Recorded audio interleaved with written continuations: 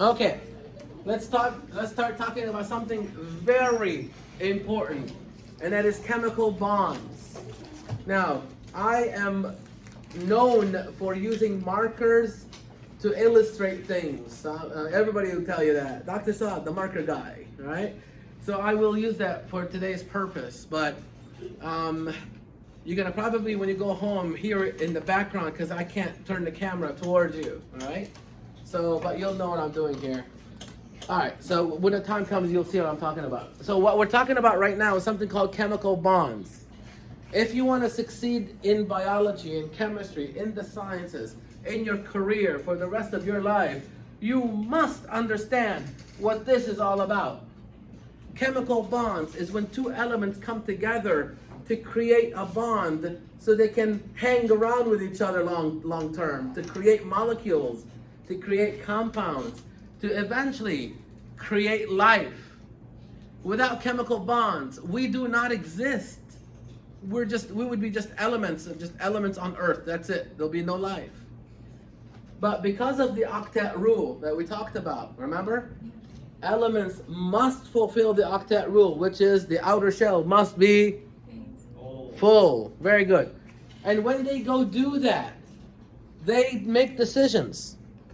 One decision that they will make is that to fulfill my Octet Rule, I'm going to share electrons. This is one option. I will share my electron with another element.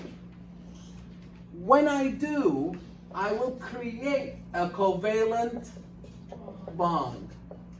So, covalent bonds result from electron sharing. So a covalent bond is resulting from electron sharing. So that's one option. I have to fulfill my Octet Rule. So I'm going to share my electron with you. That's one option.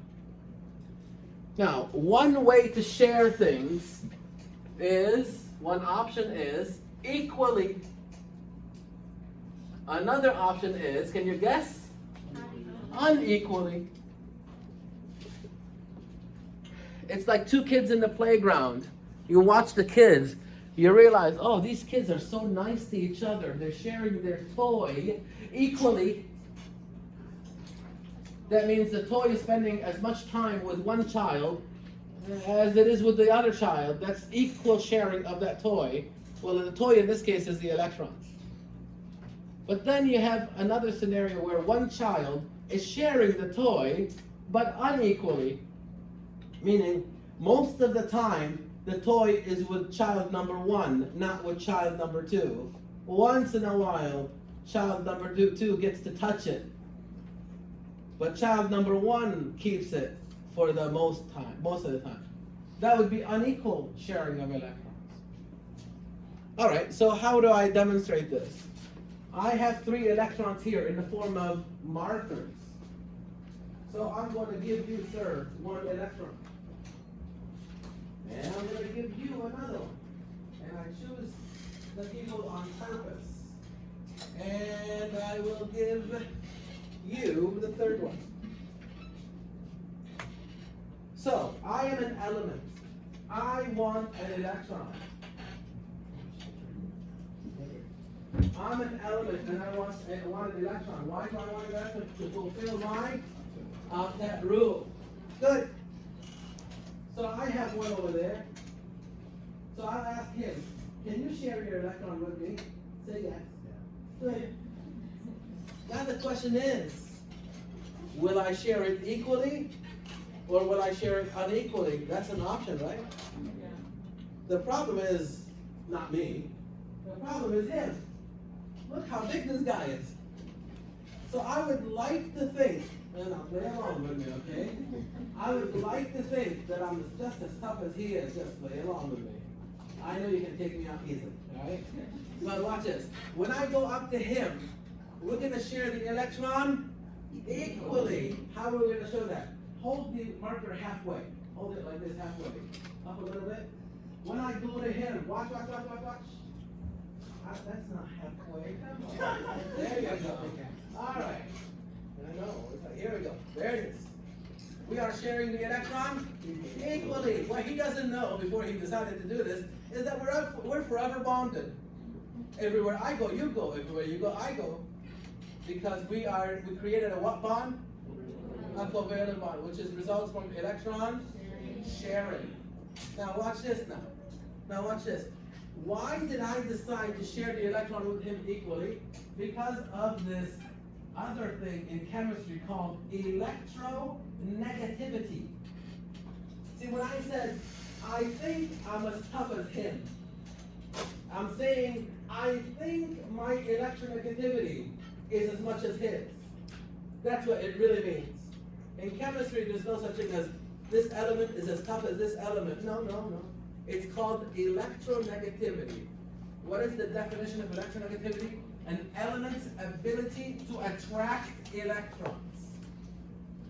I have this innate ability to attract that electron, but so does he, equally with me.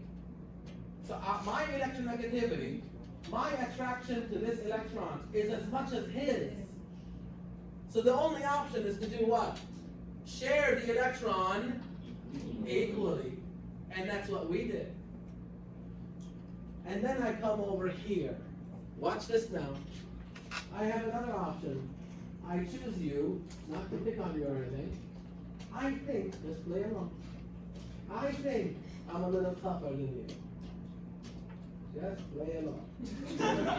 We're going to test this out, okay? I want you to hold the marker just for the cat. Not, there you go. Up. Good. I'm going to still share it with him. But I'm going to share it. I think who's getting most of it? I am. It's still a covalent bond. Everywhere I go, he goes. Everywhere he goes, I go.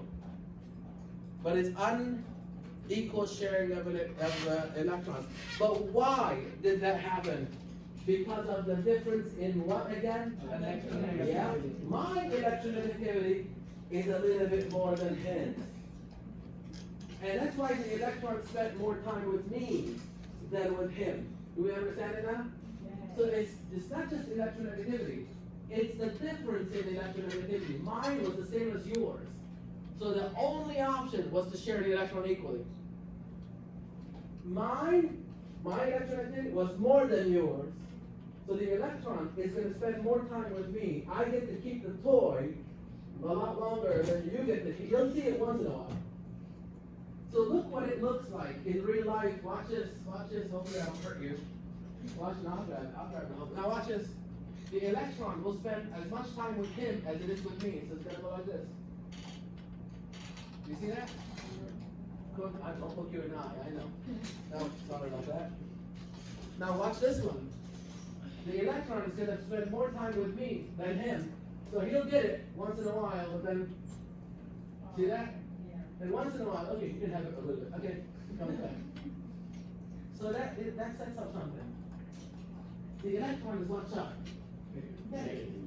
If it's spending as much time with you as it is with me, then the new molecule that we create is not charged.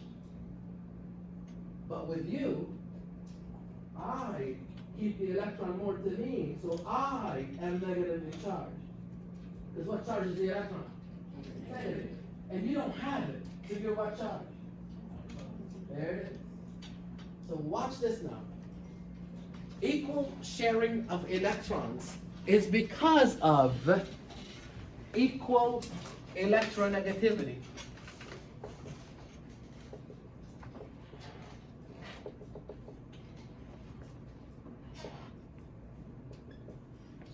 The two elements' electronegativities are the same, and because of that, they decide to share the electron equally. Stay off your phone, please.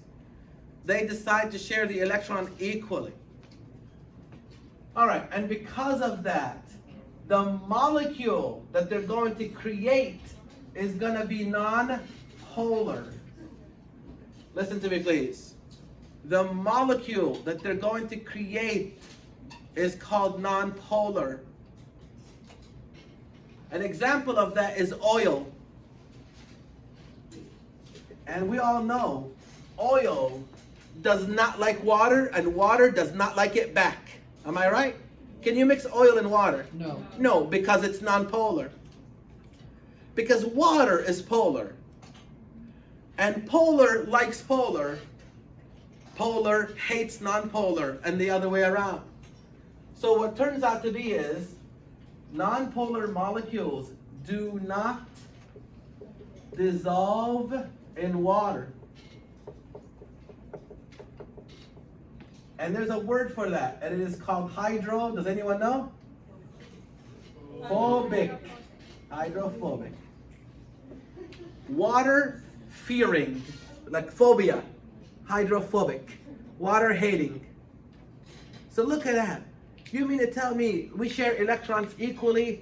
We produce a nonpolar molecule that does not dissolve in water, and that's why it's hydrophobic? Yeah, that's exactly what I'm telling you. But then there's the counterpart. The counterpart is unequal sharing of electrons.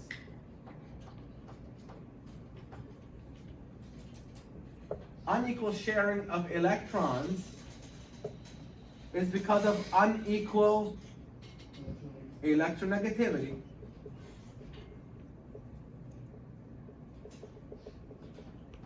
And that will create, can you guess, what kind of molecule? Polar. And you think it likes water? Of course. Dissolves in water. Does anyone know what the word is for that?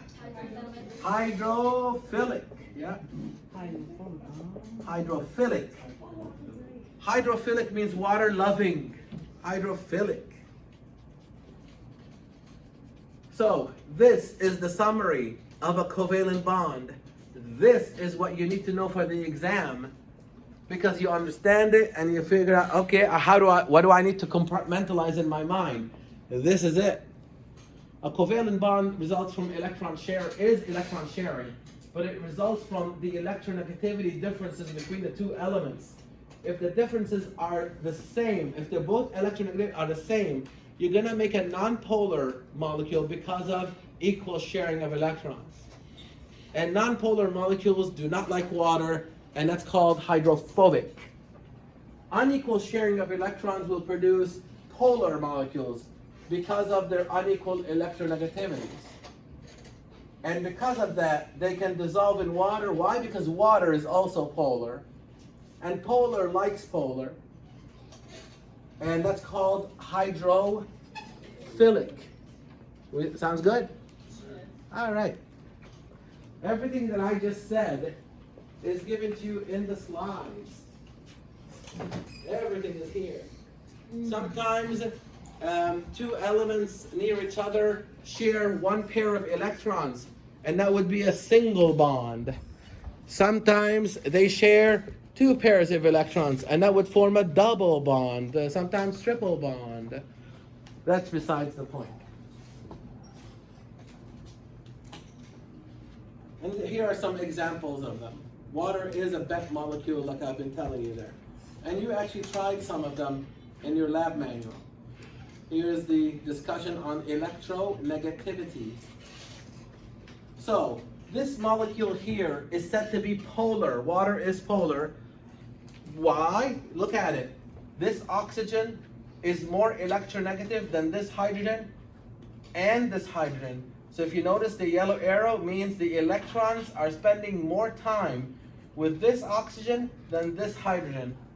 That's when I took the marker and I kept doing this. I keep the electrons more often. Then okay, once in a while you get it. So the electrons are spending more time with this oxygen than this hydrogen. What symbol is telling you that? It's this symbol. This is called the partial charge. The electron is negative. So the partial charge negative means the electron is spending more time here than it is here. This is partial charge positive. Why? Because it doesn't get the electron as often as the oxygen does. So when you see these kind of things, it tells you that the entire molecule is polar. Now don't confuse polar with charged. Water is not charged. Water is polar, but it is not charged. We say it has the appearance of charge, but it itself is not charged. Water is not charged. It's polar, however. And let me tell you something about this here. If water was not polar, I would not be here talking about it. You would not be here listening to it because we would not exist. Look how fragile life is. If water decides to be, no, I'm not going to be polar anymore. Oh, we're in trouble. Of course, that's not going to happen, but I'm just telling you how fragile life is. All right, we will work on these together when I take the next break. But I will show you the content, and then we'll break into groups and work on it. All right, you think I forgot about you, right? There's another electron. Who has the other? Yeah, you had. I thought so. Here's another electron. Now, why did I pick on her? I'll tell you something. Huh? She's a girl. Yeah, she's a girl, smaller in size. Because look what I can do.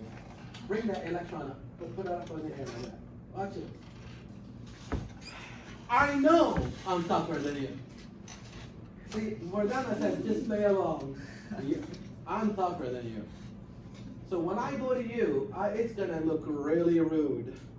Look what I'm going to do to her. She's like, oh my God. All right? Give me that. You see that? Did I share it with her? No. Why would I? I'm much tougher than her. My electronegativity is so high compared to hers. Did you notice something? She didn't say anything. She didn't even turn around and say, what are you doing? No. Because she can't. She has nothing to say. I'm just that big of a bully, right? No, I don't want to talk about bullying, but my electronegativity is much higher than her. I will strip the electron from her. There's no sharing anymore. Now, it did look rude, didn't it? But let me tell you something. I'm actually helping you. Now, tell me your name again. I'm sorry. Lissy? Leslie. Leslie. You're not Leslie. You're sodium. Watch this. She's like, okay. I love that. Watch this. And I'm not Dr. Saad. I'm chlorine. Look what Leslie or sodium can do. Look what she does. Sodium has 11 electrons. Watch this. 1, 2, 3, 4, 5, 6, 7, 8, 9. The 11th one is this one. Oh, look at that. It's red too. It's amazing. Look at that. Look what she's doing. She has 11 electrons. 10 of them. She's hanging on to them. It's that 11th electron that she's doing this to. You notice that when she held it like this. She's holding the other 10. And nobody's going to get those. It's the 11th one that she's barely hanging on to it. So, to a student who's not listening, they think that Leslie or sodium is going to go get 7 more to fulfill the octet rule. Are you kidding me? I just told you, she's barely hanging on to the 11th one. You're really going to ask her to go find 7 more? No. Leslie is smarter than that. Sodium is smarter than that. Sodium says, let go of that electron. When it lets go of that electron, it becomes this. And now it's satisfying the octet rule. Instead of her going to get 7 more that she will never get, she just lets go of that one. And now she's satisfying the octet rule in the 2nd energy level. That's smart. But she's not going to let it go by herself. She waits for chlorine to come in to take it from her. And she's more than happy to give it away. Why? Because chlorine, even though it may have looked rude, chlorine actually helped sodium fulfill the octet rule. Do you think chlorine is doing that because it's just a nice guy? What a nice guy, chlorine. No, chlorine is helping itself at the same time.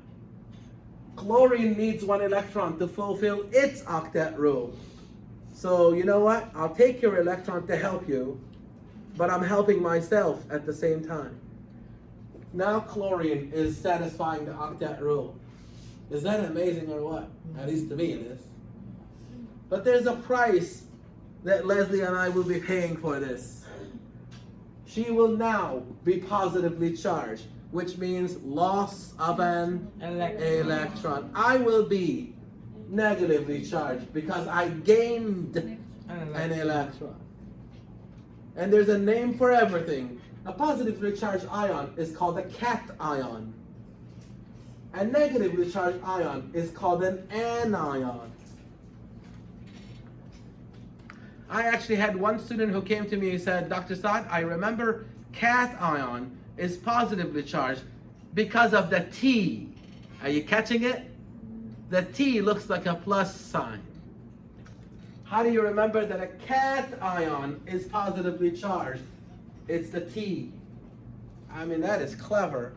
Some students think of ways to retain the information. That's one way. So I told her I'm going to share that with my other students. She goes, go ahead, $5. No, just kidding. All right? So a positively charged ion is a cation. A negatively charged ion is an anion. Okay, Leslie, we're going to do it one more time. One more time. Now, do this with me, Leslie. Watch this. Once I take the electron from you, okay, you're going to do this. You're going to make a fist like that, okay? And I will too. And everywhere my fist goes, your fist will go. Your fist will go. Sound good? Yeah, okay. Now pick up the electron. Good. Here I come. I am stripping the electron from her to help her fulfill the octet rule, right? At the same time, I'm doing the same thing. She lost the electron. She became a cation. I became an anion. Good. Now, you are positively charged. I am negatively charged. Everywhere I go, you go. That's called electrostatic attraction.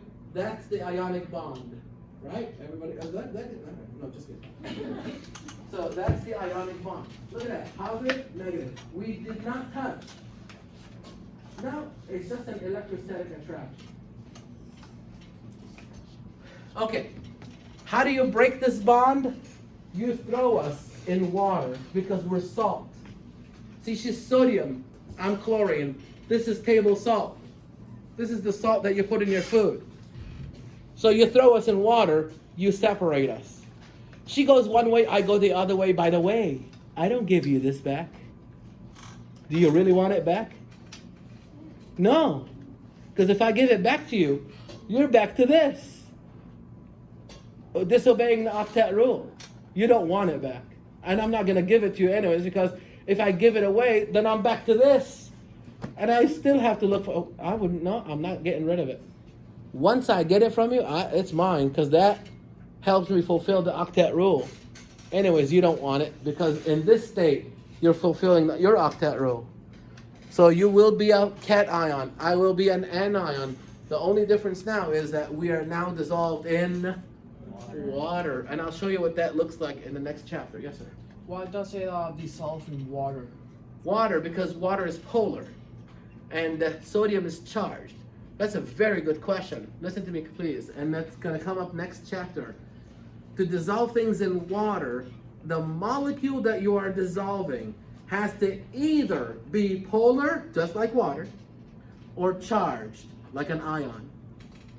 Awesome question. By the way, you just predicted an exam question. That's how awesome it is. All right? Now, a single ionic bond in water, obviously it breaks because it dissolves, but this is what it would look like in crystal form. There are ionic bonds all over this salt crystal right here. So this would be like a little piece of that salt crystal. That's what it would look like. In crystalline form, ionic bonds can be very strong. Almost, if not even more, stronger than a covalent bond. See, watch this, very important point. When I shared electrons with them, do you really think, once I shared the electrons with them, do you really think I'm going to let go? Is he going to let go? No. Someone has to come in and do this to us. Let go. Who's that? That's an enzyme. Enzyme. To break a covalent bond, you need an enzyme. Because you know what? Once I go through the trouble of sharing an electron, I'm not going to let go. Because if I let go, it means I break my octet rule. I'm not going to do that. Neither will he. Someone has to come in and force us to break the bond, and that's an enzyme. And we'll talk about enzymes later. But for an ionic bond, that was easy to break. Throw it in, Water. water. That's one way to break it. Okay, there's another bond that we need to talk about, and it's called the hydrogen bond. A hydrogen bond. Now, watch it. You're gonna have trouble with this one. A lot of students have trouble with this one, so please, that's my way of saying I need your attention. I'm gonna define a hydrogen bond for you, and hopefully you'll understand it. If not, I'll get you there. A hydrogen bond is a bond between, did you hear the stress on the word between? Between two polar molecules. I'll say it again. A hydrogen bond is a bond between two polar molecules.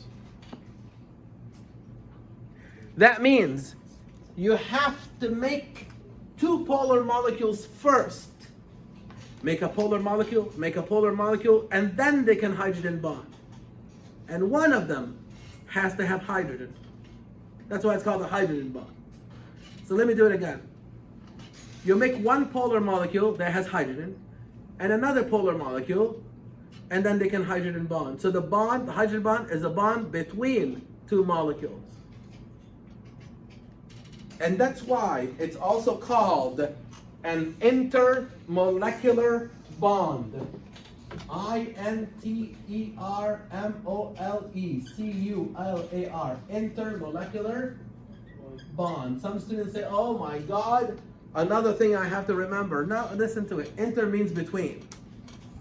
A bond between molecules.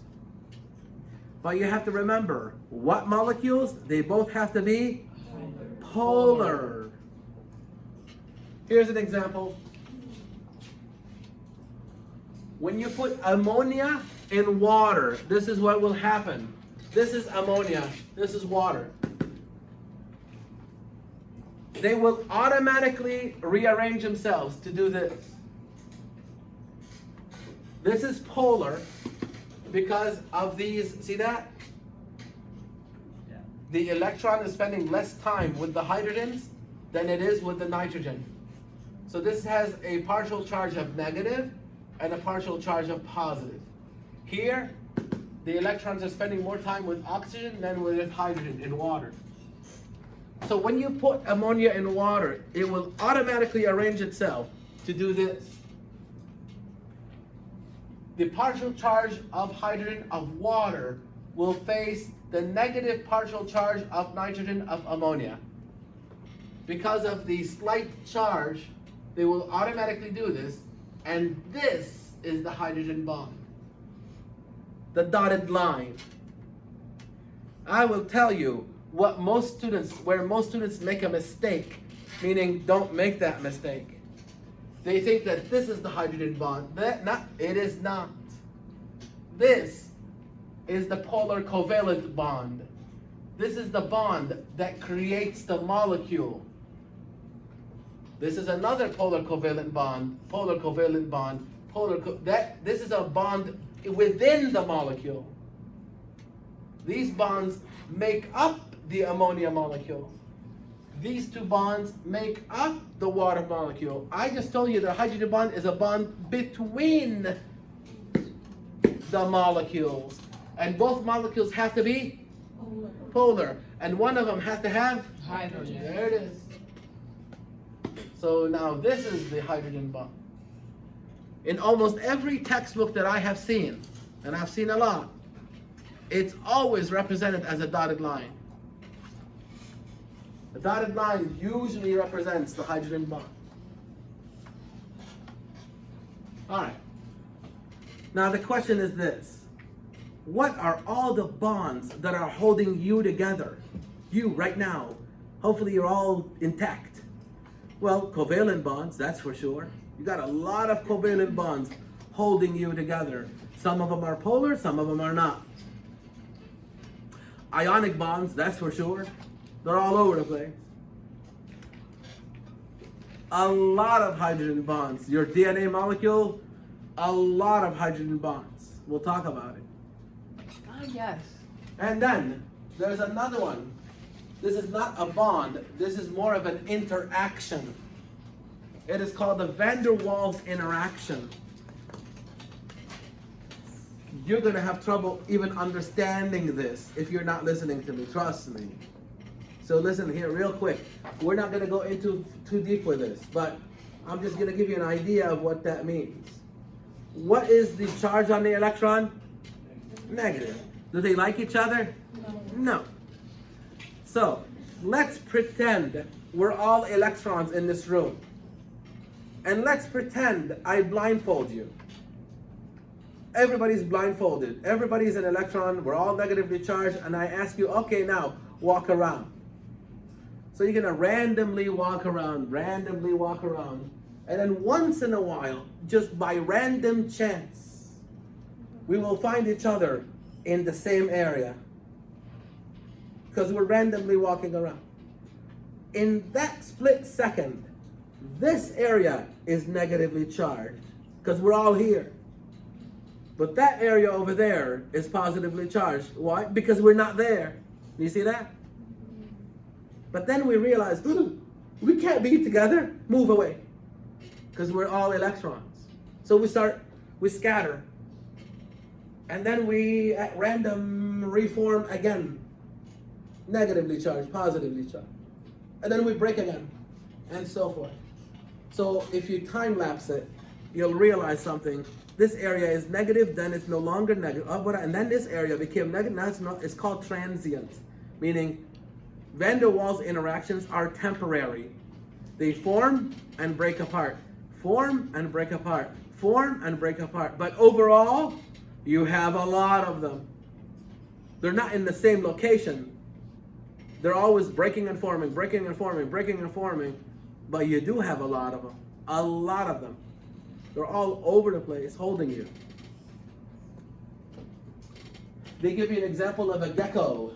A gecko stuck to the wall, climbing up. That's all van der Waals interaction between the foot of the gecko and the wall. That's van der Waals interaction. And there's so many of them that's enough to support the body weight and get them to climb up too. That's all about van der Waals interaction. So I'll give you an example of that. So the idea is this. A single hydrogen bond is weak, but their strength adds up in numbers. Remember this phrase. It's going to save your life there on the exam. A single hydrogen bond is weak, but their strength adds up in number. Now, I did not say how we break hydrogen bonds. I'm about to say it. The easiest way to break a hydrogen bond is adding heat. That's it. The easiest way to break an ionic bond is dissolving in water. Covalent bond, you need an enzyme because they're strong. Hydrogen bonds, what did we say? Heat. Can you use an enzyme to break a hydrogen bond? Of course you can. We'll talk about that later in chapter 16 in DNA replication. Van der Waals interactions, they form and break by themselves anyway. But I'll give you an example of what I just said. A single hydrogen bond is weak, but their strength adds up in numbers. Same thing with van der Waals interactions. Same thing with ionic bonds. My example of that is this. Me playing tug of war. Do you know tug of war? You know that rope, right?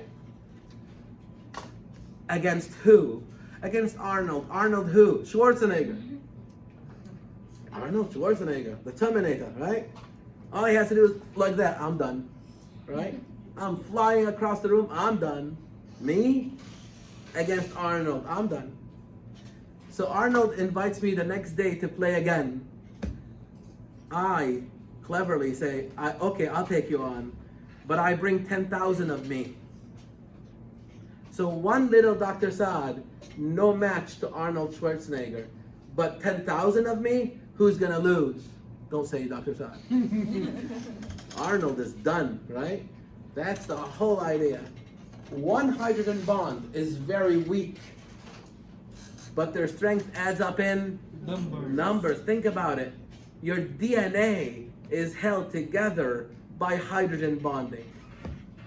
A lot of them.